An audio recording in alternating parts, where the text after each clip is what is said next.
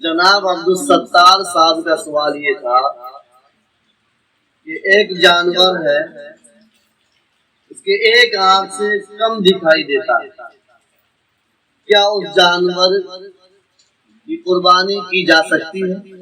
جائز ہے؟ تو دیکھیے، قربانی ایک اہم اور محبوب عمل ہے۔ قربانی کے ایام میں قربانی سے افضل کوئی دوسرا عمل نہیں، اس لیے قربانی بہتر اور عمدہ جانور کو کرنا چاہیے۔ حدیث میں آیا ہے، اللہ کے پیارے نبی صلی اللہ تعالی علیہ وسلم نے ارشاد فرمایا کہ موٹا اور فروا جانور ہو جس پر آپ سوار ہو کر پل صراط کو پار کر سکتے۔ جناب عبدالستار صاحب کے حوالے سے یہ بات بتلا دیتا ہوں، جس جانور کا کانا ہونا، بھینگا ہونا واضح طور پر ظاہر ہو، پتہ چلتا ہو، اس جانور کی قربانی درست نہیں، بہتر اور اولا نہیں۔ قربانی ایک محبوب عمل ہے، اندھے جانور کی قربانی نہیں کی جا سکتی۔ جس جانور کا پیدائشی طور پر کان نہ ہو، اس جانور کی قربانی نہیں کی جا سکتی۔ وہ جانور جو لنگڑا ہو، ایک پیر زمین پر نہ ٹیک رہا ہو، تین پیر کے سہارے سے چل کر جا رہا ہو، اس جانور کی بھی قربانی نہیں کی جا سکتی۔ ایسے اتنا لاغر اور کمزور ہو کہ قربان گاہ تک وہ جانور چل کر نہ جا سکتا ہو، ایسے جانور کی بھی قربانی نہیں کی جا سکتی۔ ایسے ہی وہ جانور جس کے سارے دانت گر چکے ہو، سارے دانت ٹوٹ چکے ہو، وہ خود چل کر چگ کر اپنا پیٹ پالن نہیں کر سکتا، ایسے جانور کی بھی قربانی نہیں کی جا سکتی۔ موٹا اور فروا جانور، اس جانور کو اللہ کے راستے میں قربان کرنا چاہیے۔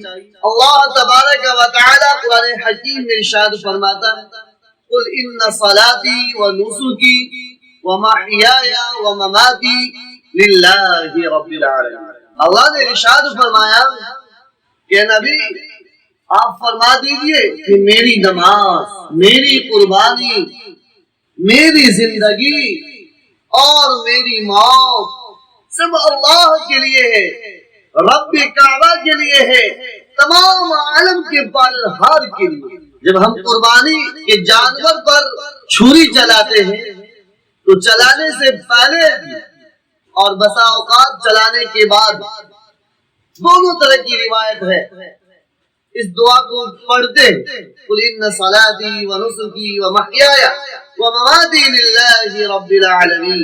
اس جانور کی قربانی درست نہیں ہے جو خنثی ہو، یعنی جس میں دونوں علامت ہو، نر اور مادہ دونوں علامت ہو، ایسے جانور کی قربانی درست نہیں۔ ایسے ہی جس جانور کا زبان پوری کٹ گئی یا ایک تہائی زبان کٹ گئی ہو، ایسے جانور کی بھی قربانی درست نہیں۔ جس جانور کے دو سنگ ہو اور جڑ سے اکھڑ گئے تو ایسے جانور کی قربانی درست نہیں۔ ایسے ہی ایک سنگ جڑ سے اکھڑ گیا تو بھی قربانی جائز نہیں۔